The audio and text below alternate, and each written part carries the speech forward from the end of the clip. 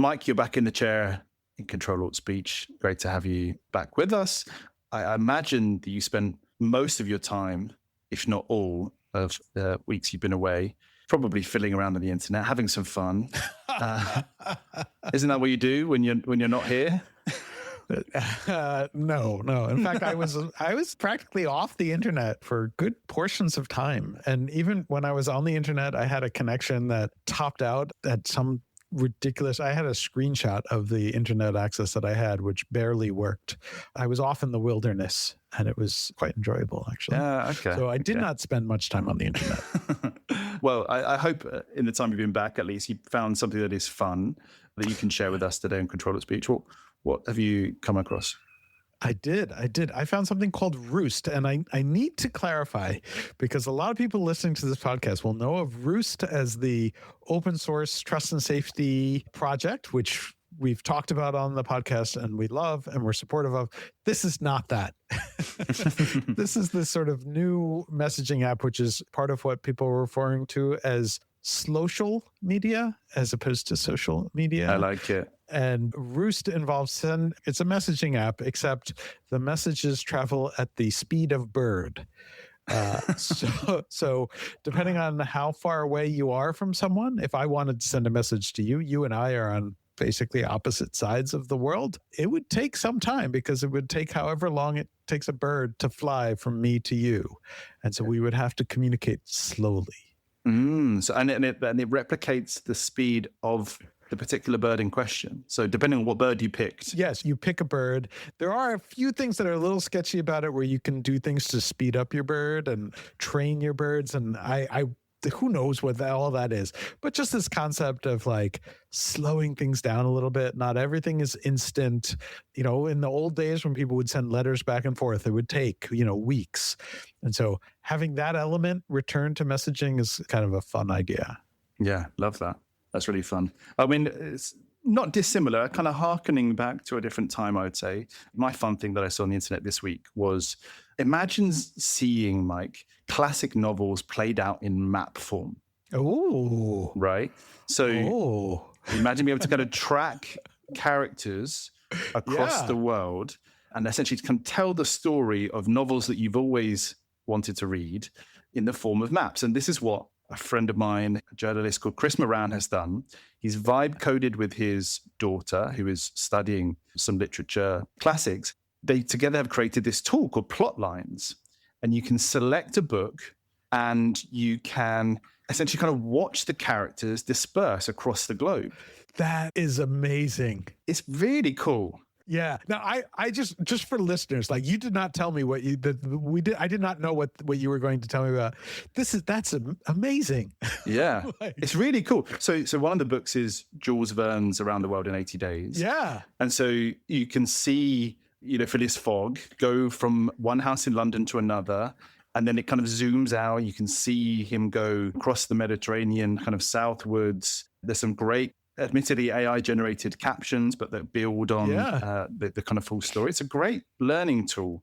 And so, we're going to talk today about some of the downsides of generative AI, but that's another great example of the creativity they can foster. Yeah. I mean, as someone who is obsessed by maps and could stare at maps all day, and reads lots of books, this is great. I haven't seen this yet. I can't wait to look at the show notes and find out what this is.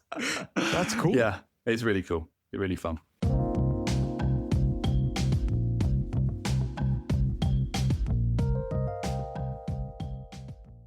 Hello and welcome to Ctrl-Alt-Speech, the podcast where we make sense of the major debates shaping online speech, platform power, content moderation, and the future of the internet. It's July the 9th, 2026, and this week we're talking about the eternal problem of ad trust and safety. And for our Patreon subscribers, who decides whether you get access to those AI models? Disclaimer, it's Reid Hoffman. Ctrl-Alt-Speech is the fraud-free weekly analysis of Mike Masnick, founder and editor of TechDirt, and me, Ben Whitelaw, the founder and editor of Everything Moderation.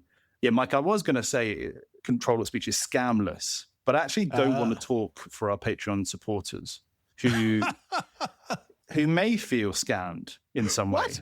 I don't know. I don't know. I don't want to kind of.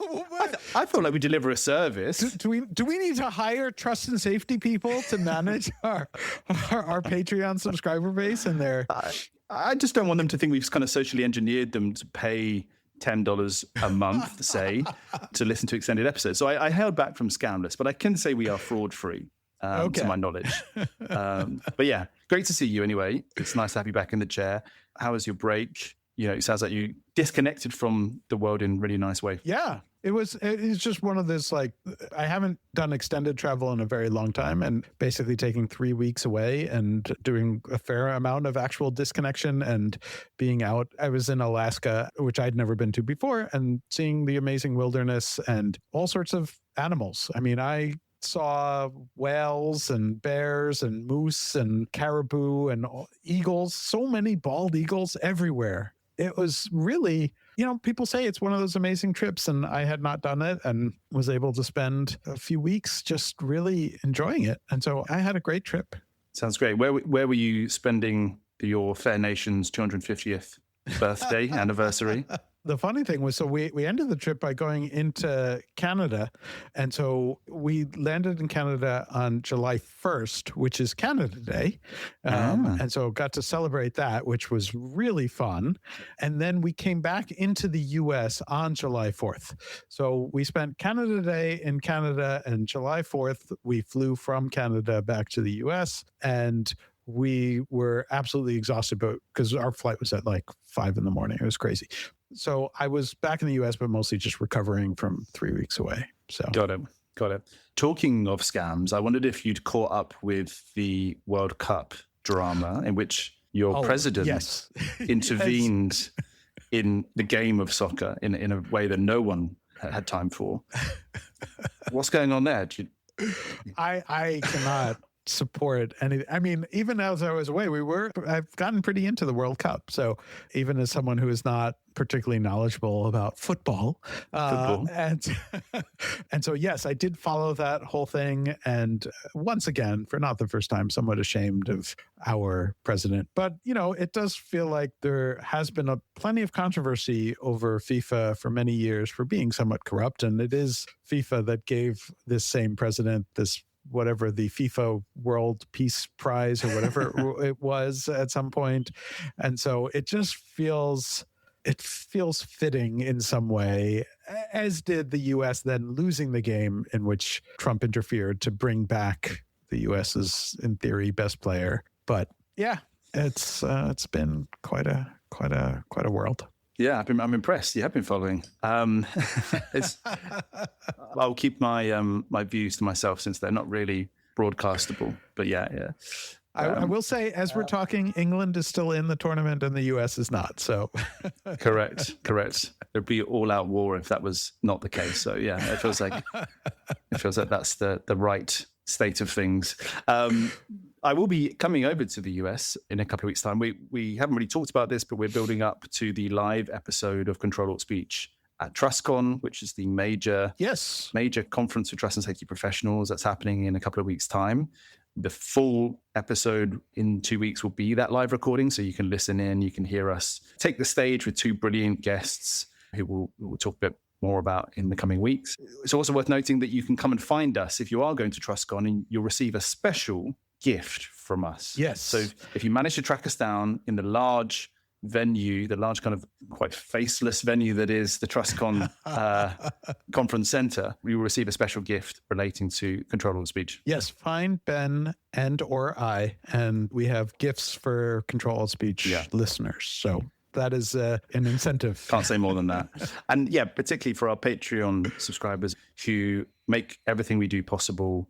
We've got our supporters tier who pay $10 a month, a gentleman's $10 a month to get extended episodes and early access to the podcast. And then we've got our special insider and founder tiers who get to suggest stories that we cover on the podcast and get a direct line to Mike and I to talk about the things that they want to hear every single week. So go to patreon.com/Ctrl-Alt-Speech. The link is in the show notes with my very excellent vibe-coded plot lines tool.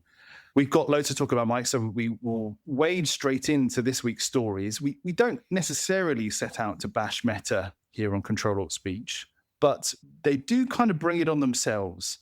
And I think that's certainly the case when it comes to ad fraud, which is a story I want to focus on this week.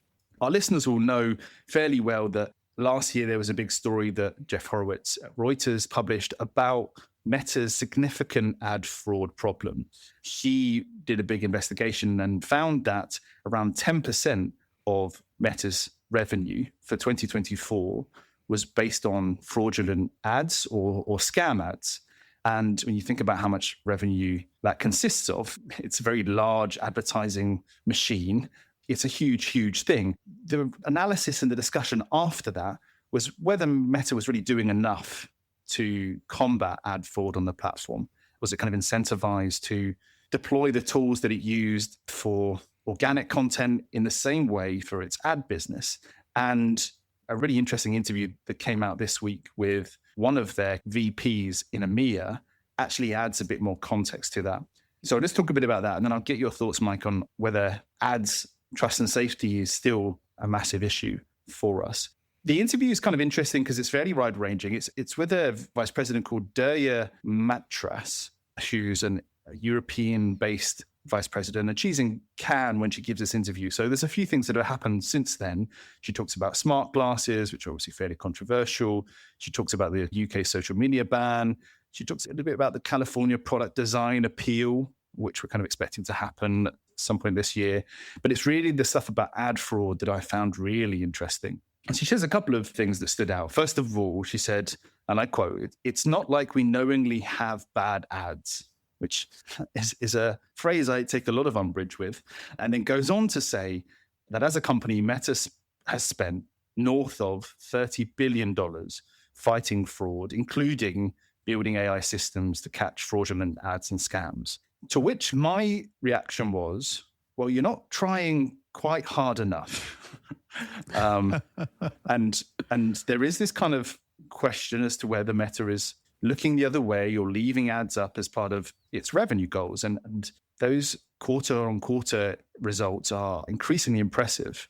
The piece that we'll include in the show notes talks about how just in Q1 of 2026 alone, its revenues grew 33% year on year to $56 billion. So it has spent historically a half of what it earned in revenue in Q1 alone, just to kind of make the maths clear.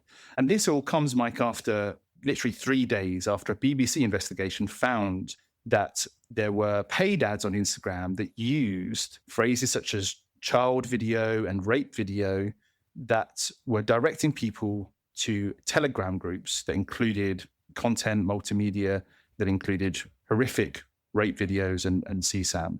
And so this story, this BBC investigation, plus this interview kind of raised this question again of why doesn't Meta fix its ad business? Why isn't more being done from a trust and safety perspective to ensure that people aren't using ads as kind of vectors of harm? So I know that your whole shtick, Mike, is that it's not as easy as you think it is. Have I oversimplified this? And what's your thoughts? Yeah, it's not as easy as everyone thinks it is. All right, I'm done.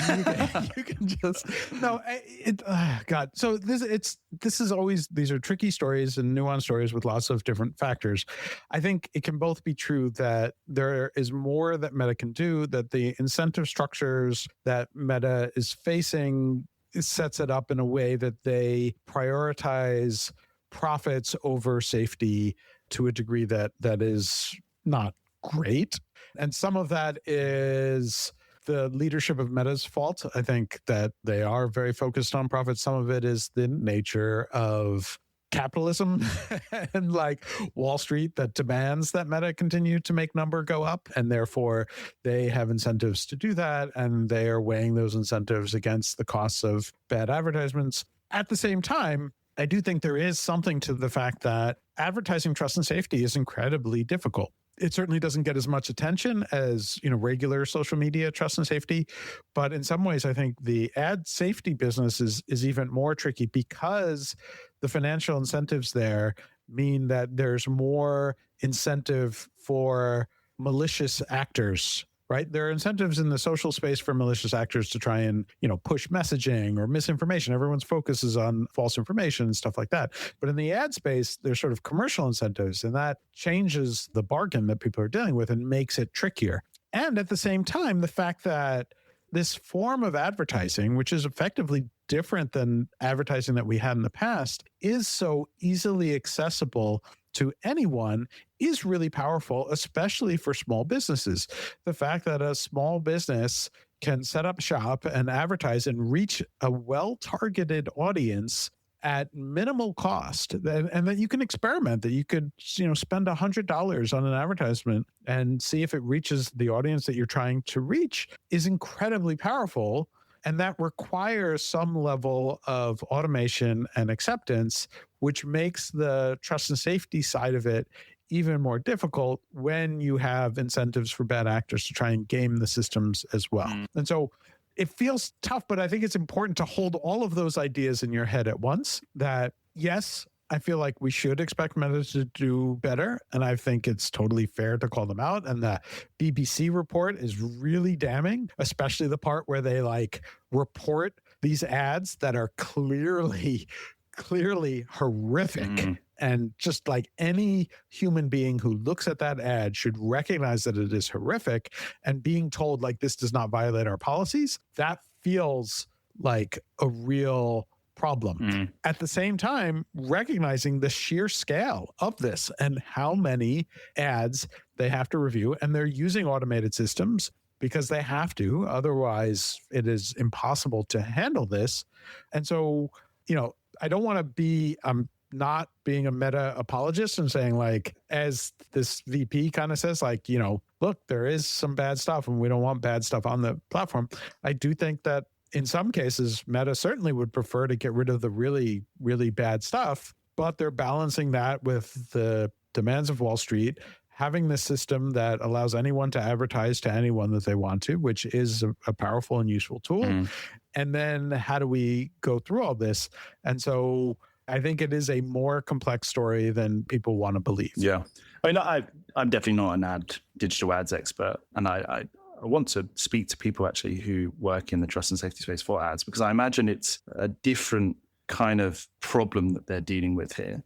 And I guess that's the question I have, is to what extent are ads different to organic content, the posts that your average person will share, and who are at the whims of being algorithmically distributed on platforms? Because my feeling is that ads are different. Ads have a bunch of data applied to them when you upload an ad that you don't get when you're posting about your cat, or the fact that you're happy that England won the game against Mexico. You have the kind of payment details. That's kind of baked into the system. That's why it's automated. That's why it's quick. That's why Meta is able to scale those revenues as it has. You have targeting. You have very specific targeting of particular groups. And Meta in the past has got in trouble for allowing specific demographics or religions to be targeted in ways that don't yield good outcomes. And then you've got this kind of, the fact that there is this inbuilt distribution to ads makes me I had this realization that's why are we not taking ads trust and safety really, really seriously? Why is it not the kind of pinnacle of trust and safety rather than this, what it feels like a sidelined wing of the trust and safety profession, which I imagine sits less so in a kind of policy space, but more in a kind of business operations part of these big platforms, and who probably, and I need to validate this, I'm interested in speaking to people who might know more, you're not seen to be quite a speech advocate in quite the same way, because it is ads. And I wonder if that needs to be turned on its head, that idea.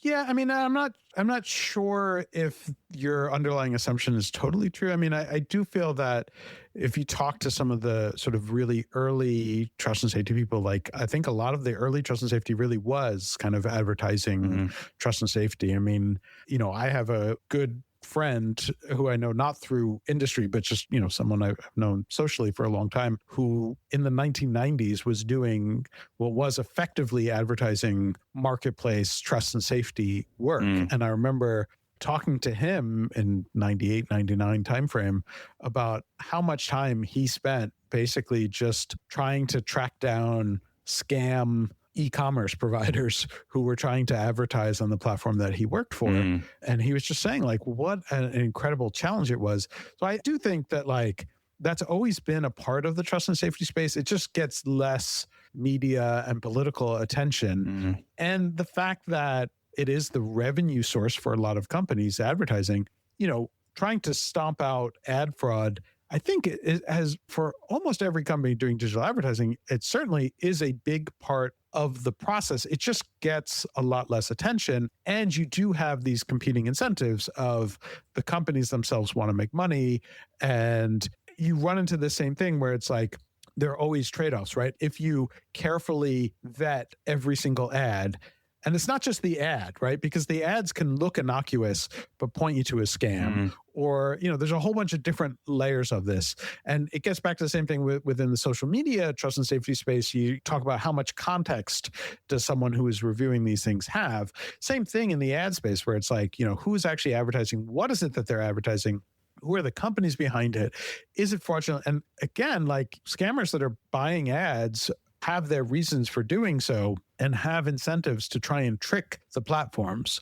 And so it is a much trickier space. I think you're right to the extent that it's a space that doesn't get as much attention externally, but I'm not sure it's true that internally it doesn't get a lot of attention.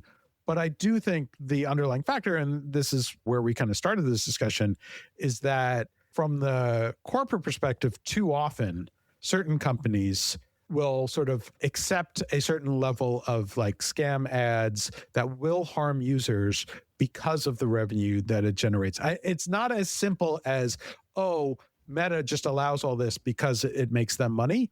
But there is a calculation between like how much do we put towards stopping these versus how much revenue are they bringing in. There are trade-offs there, and there is you can stop all scam ads by stopping all ads, right? Yeah. Like that's the extreme, right? Or like personally vetting each and every ad, but then you don't have a business anymore. Yeah. And I think you're right about where platforms draw the line. There's a phrase in the interview that kind of stood out where this VP says, when something is benign, we allow it on the platform. Yeah.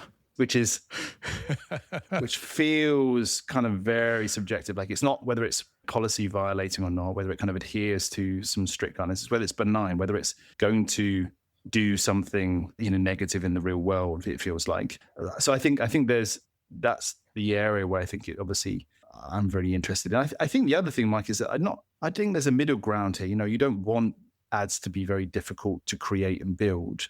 You do want the platforms to kind of recognize that they are important. And when, like last week on the podcast, I talked about how Meta was rolling out AI moderation more broadly across the platform, but also for user appeals, which are often one of the hardest elements of a trust and safety team's remit to pass through. They're very often more human-led than slightly more simple to find harms like spam. And so in one case, you've got AI moderation being rolled out at great speed. And at the other hand, in this week's news, you've got the same company claiming that they've done all that they possibly can, including using AI moderation to address some of those issues. Now, that doesn't feel quite aligned to me. If the AI moderation is suitable for user appeals, then I imagine it can play some sort of role, maybe not reducing fraud to zero, but maybe reducing it by a couple of £1 billion a year, or from 10% to maybe 8%. So there's that. There's also the fact that, at Cannes, Mark Zuckerberg spoke about making it much easier for advertisers to create many, many new forms of adverts, different creatives and more copy. You can have multiple variations, and that would be all automated and working in the background. Again, if this was as difficult an area to kind of address from a safety perspective, would the company be investing so much money in expanding the tools that those advertisers have? I don't know. It feels like they aren't giving credence to the idea that this is an important area of their business. And yeah, I don't know if I agree with that. I think, expanding the tools and allowing people to experiment with different advertising is sort of a recognition of where the market is and what people want and what advertisers want. And they want more power over how their message is shared and how they can get out there and how they can reach their audience. And I think that is fair. I don't think that means that they're not taking. So let me be clear on this. I don't think that by itself means they're not taking user safety around ads seriously. It might still be true that they're not taking it as a priority as much as they should. And I think we're seeing that in these other things, but I don't think those things are directly connected. I think that expanding what kind of ads you can have, and also expanding the AI tools and moderation tools. I can see a world in which all of that fits together and makes sense.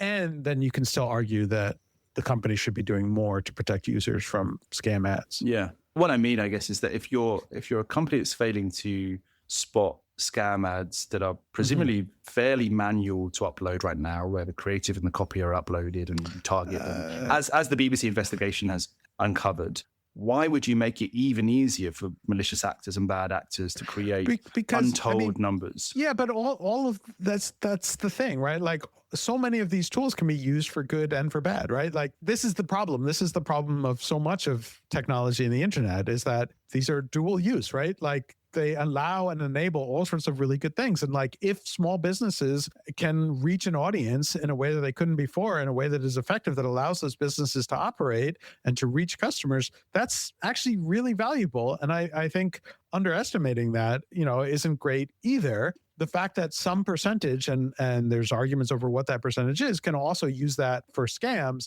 is a problem that needs to be dealt with.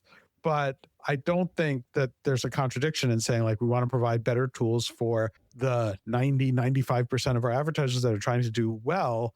I don't think that is necessarily a bad thing. You want them to provide better tools. You would hope that would also come with additional support for trying to stop the bad actors as well. Yeah, maybe that's a compromise. Interesting pair of stories there. Our eye-catching section, Mike, formerly known as our shorter, quicker stories, also lands a punch or two against Meta. Do you want to talk us through the story you saw in Wired this week? Yeah, so this is another one sort of Meta acting badly, where they've launched this new feature in Instagram where they're really ramping up their AI stuff and trying to push AI and everything. But you can now use AI, and if you point to a particular user's account, you can use their images and create AI out of their images. And it's entirely opt-out. So, Ben, if you're a big Instagram user and I want to take your photos and turn them into AI slop something, I can do that without your permission, without notifying you or anything. And so basically everybody in Instagram who doesn't go in, follow multi-steps to opt out, is basically making all of their regular imagery available for AI modification. This is wild. That just feels incredibly tone deaf. It's just like, so the one slight defense I will make is that, look, if you're posting stuff on the public internet, people can take that and do stuff with it. That is always true. That has been true before this. There is no way to say, like, I have posted this thing on the internet and you cannot look at it. You cannot do things to modify it. I mean, there's some sort of copyright elements, but for the most part, it is out there and is available. But Meta stepping in and saying, now automatically built into our system, you can modify other people's images without their permission, without notifying them. And if they don't like it, their only option is to go through this deep down in the menus and opt out, just feels incredibly tone deaf. It really feels like just giving the finger to its users and saying, you don't like AI, too bad. I understand maybe sort of why they're doing it, but like, at this moment, when the public feeling towards AI and AI use in this form, in social, the sort of AI slopification of the world, to push that out in this manner just feels totally tone deaf. Yeah. And the idea that I, with my large bank of Instagram content, let's say, wouldn't even be notified that somebody has remixed my content. That's the craziest thing. I mean, I'm with you. Like, I don't think this is a feature that really anybody wanted necessarily. I think this is using AI for AI's sake, frankly. But if you are going to go down this route, and this applies to the kind of ad story as well, like if you are going to remove all friction from taking somebody's image and remixing it, or publishing an ad and targeting at a group of people, if you're going to remove all friction from that process, at least create the mitigations of the harm that comes from removing that friction. That's the craziness of both of these stories, I think. And you're right, it's tone deaf. I mean, there's another element to this, which is, this is kind of what Grok was doing on X, where you could point to an image and say, Grok, do this, right? And there was a whole big controversy about that.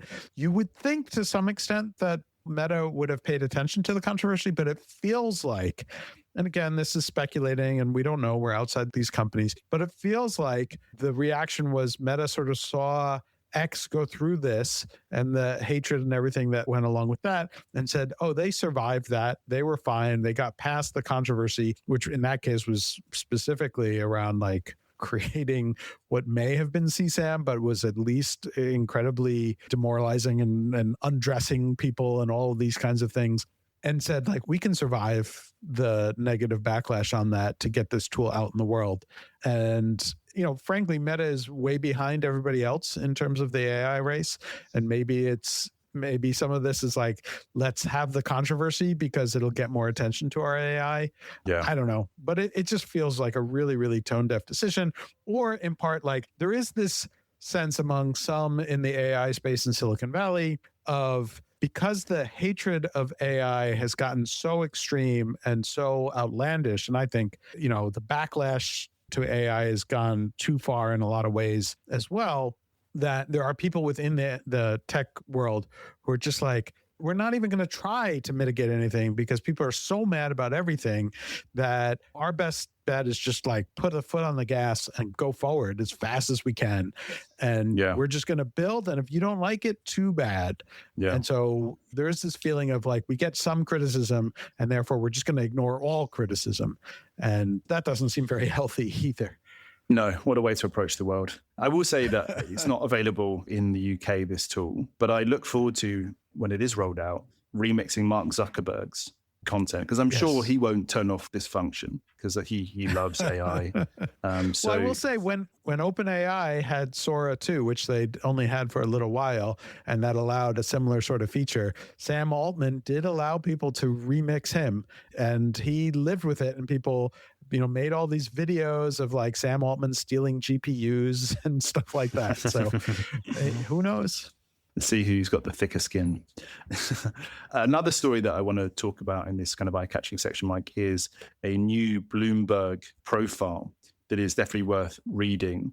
This is a piece on Kaylee Glenn Mills, who is the woman, the 20-year-old woman who is at the center of the California social media addiction trials, which we talked about on the podcast in the last couple of months.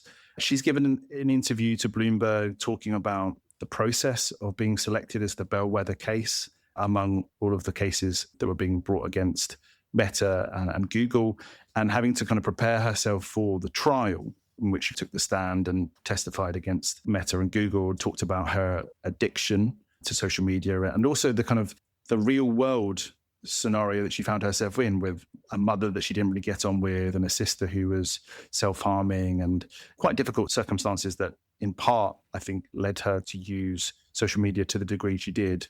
It's quite a sad read in some ways because she says that she hasn't necessarily kicked the addiction. She still uses it. I guess that's what addiction is. You can't remove yourself from it. But even now, she's still using Instagram and YouTube many, many hours a day. So again, Kaylee Glenn was only known as KGM versus Meta et al. When the trial took place, but now we know a bit more about her.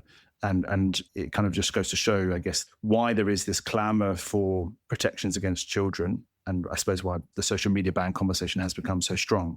Did you kind of have any reactions to that, Mike? Yeah, I mean, it's an interesting story. It's always interesting to find out, you know, these kinds of profiles. I found it a little bit frustrating. You know, I've talked in great detail about the problems I thought with the case and why I think it was a bad decision and why I think Meta is making the right decision to appeal it. But it is a tough case. And obviously, this is a person who's had a lot of troubles in life, and you never want to sort of speak ill of them. But it's the fact that, you know, the piece itself is framed as she still spends her days kind of sitting on the couch scrolling Instagram or whatever.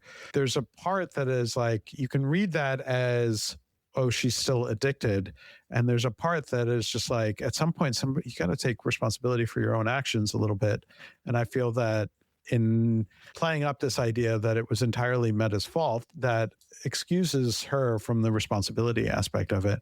And so I found some of that part of the story to be a little bit frustrating and kind of difficult to square with the rest of the story. Yeah, definitely one to have a read of, listeners, and to make up your own mind.